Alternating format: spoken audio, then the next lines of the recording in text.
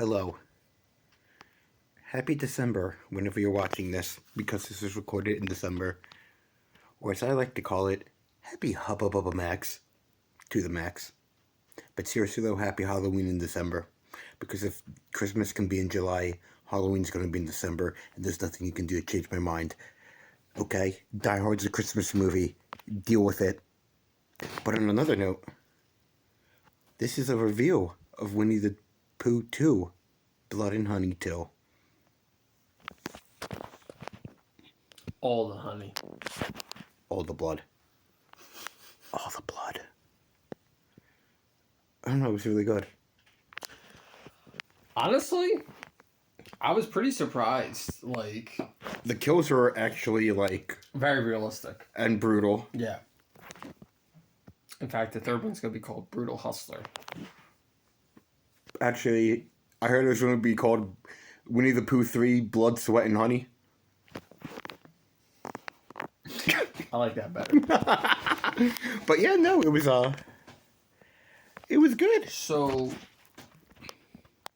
because we actually saw the first one in theaters. This, I think, was just straight to streaming service and release. From what I can remember from the first one, I think the first one was... Christopher Robin's brother was kidnapped as a child. That was this one, to explain that. They didn't say that in the first one? I don't think... I think the first one, they go to school... he leaves for college. And then they just, go crazy and start killing people, and they eat Eeyore. Yeah, you're right. This one, you're right. They're like, oh, spoilers. His brother's kidnapped. They realize Christopher Robin finds out that the janitor at the hospital he works at kidnapped him. Mm-hmm. And then we realized that he was in serious gambling debt. And then he found out that the guy he kidnapped him for was doing experiments on him. And then when he found out, the janitor killed the guy. And then you find out, again, spoiler alerts, Winnie the Pooh is actually Billy, Christopher Robin's brother. Plot twist? Talk about family issues.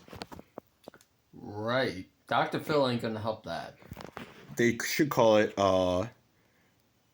Family Matters. Help my brother's a man bear, and he's killing everybody, and he has healing powers, maybe? Question mark? Yeah. But yeah, and he crawled out of the so they died, but they crawled out of the ground, and they showed. So they turned into animals, hybrid. They're hybrids. And Winnie the Pooh kid, Billy, just constantly looked like he just wanted to sell people crack or some sort of drugs. I said to him, okay, you can blatantly tell that they got a child actor. Well, I mean, obviously to play child him. Well, yeah. Which makes sense, but he's dressed in the same exact clothes that he wears as adult him. Basically, it's it's not it's like he grew up literally in that it's like the clothes grew with him, not he just bought the same outfit as an adult. Yeah. I mean, I thought that was kind of funny. Yeah. But at the same time, it makes sense why they did that, and I understand that. Yeah. I mean, it's not like a. They don't go to. I mean, I don't believe they have Hybrids Are Us. No, I don't believe so. No. Murderous Man Bears Are Us. Yeah. Was it murdermeinstant.com? MurdermethisInstant.com. Yeah. Yeah, no, it was good. It was very realistic. The kills were very realistic. Genuinely, it looked better than... Well, I mean, I would have... It did make, I believe... I mean, the last time I checked, I Googled it, it was $100,000 budget for the first one. Okay. And it made $2.5 million. So, I mean, you had some money to play around with. So, yeah. So, I mean, it explains why it didn't completely look like Winnie the Pooh. Right. Because they're like, okay, or like in this, like Winnie the Pooh or Piglet, or in this one, why Owl looked like Vulture because, or Tigger looked like a man tiger because it's like, okay, that explains a lot because they're hybrids, not just. Which I liked that aspect. Like, I Appearance from Alvin. Yep. I hate to make this comparison, but I'm gonna do it. It almost kind of reminded me of something like out of Resident Evil. I was gonna say Grimm. Oh, you're so right. The voguing. Oh, you're right. No, that's a better comparison. Grimm. Yeah, I was gonna say the Grimm, like the werewolves. It's kind of like the blue buds, the Bauerschwein, like how they had the one species as like they went half bear and then like the mom turned to like full bear. It was like that. No, that's actually a better comparison, and I dug it. Yeah, no. I mean, I thought they looked pretty damn realistic. No. I mean, like I said, so you made 2.5. You made $2.5 million off $100,000 movie, $100,000 budget in the first movie. Right. So. There's definitely room for improvement. I mean, which I'm glad they did. I mean, I'm gonna look it up, but I mean, like I said, they didn't take it themselves. I mean, they took themselves a little more serious with the story. Oh yeah. Like this story, I thought was actually really solid, and it delved deeper into Christopher Robin's backstory, which is great. Yeah. It gave. Okay, there's a big difference. One had $100,000 budget, $2.5 million. Two had a $1 million budget, so they had $9,000 more to play with. Box office, they made $7.6 million. So they made they made just over $7.5 million. Right. So they made. That's a big difference. They made, let's say, $5.5 million more than the first one. Just over $5.5 million more. Right. So that's significant, you know. I believe this was only an hour and 33 minutes. Hour and 33 minutes. So I mean, they told a lot of story in an hour. I want to touch upon that. That's why I bring it up. This movie was not too long, and it was not too short. I mean, for 93 minutes. Right. It felt like it was just long enough to tell the story it was meant to, leave you on the edge of your seat, and set up basically the next movie, because he all but confirmed that the third one is Blood and Honey 3 happening. Yeah, because they also set up for, and it is confirmed, they're calling it the Dark Universe or whatever, the Broken Childhood Universe. So they're making a universe, the Twisted Childhood Universe or something like that. So it's Winnie the Pooh, Bambi, Pinocchio, and I don't know. They are doing Popeye, the Sailor Man. Oh, I did see that. But I don't know if it is confirmed if Popeye is going to be a part of that universe or not. And I think they may do the Grinch too. But I don't. That would be awesome. That would actually. And then awesome. I also, if you remember when we went to go see the first one in theater, the people we were talking to also did say they were going to do Ninja Turtles. Oh my God. As a horror, and I can see that. That'd be sick, honestly. So yeah, I mean the runtime I thought was excellent. You know, and was this 2022? No, was this 2023? 24. Oh, this was 24. This was early. I would say early to mid 24. So this literally this is recent this year. And okay. Let me look up. I think I didn't realize that. Yeah. Well, I mean, like I said, there was really no. It was more of an online. Right. Like I don't even know if I remember seeing commercials advertising the movie. So, Blood and Honey was February 15th, 23, and then the release of Winnie the Pooh 2 is Um, let me.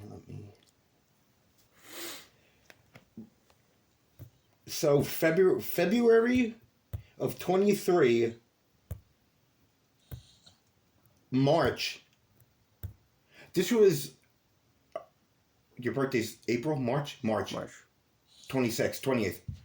This was released. Your birthday's March 26th. Mm-hmm. This was released on your birthday this year, March 26th, 2024. Oh my god, that's so funny. And how did I not know that? Well, again, that's crazy. It was more internet promoted. Yeah. Like I really don't remember commercials playing for this on TV. I have the Cinemark app downloaded on my phone, and I don't remember if even they advertised it. No, like they barely even advertised. Like it almost seemed like it was one of those movies. It was like straight to release, and yeah. It's kind of like you had to be in the know to know about it. And I also like to the movies to give a month were a year apart. Wow, so that means that's actually pretty quick. So that means, I don't know how much it takes to film a movie like that, but right after they filmed the first one, they had to have been greenlit for 2. Oh yeah, and then immediately started filming 2. That's actually amazing. And given, I think I saw. Let me look, because I did think I saw something for 3. The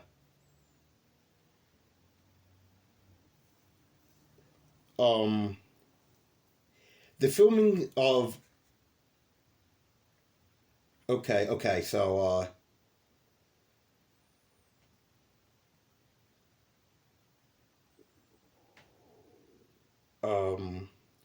The filming is set to begin in the summer of 2024. Okay. Wait. So I Googled Winnie the Pooh, Blood and Honey 3 release date. It says the filming is set to begin in the summer of 24, and the film is set to premiere in 26. So 2 years. Oh. A year. Around a year and a half. Yeah, I mean, that's not bad though. I'm saying a year. That's not bad, because 24 at this point it's December. 24 is basically over. Yeah. So about a year. Okay. And it says on October 24th, 2024, it was revealed that. Oh yeah. It says it was revealed that Eeyore, who was thought to be eaten by Pooh and his friends in the first film, will come back from the dead and go to kill them for cannibalizing him years ago. Oh my god! No. So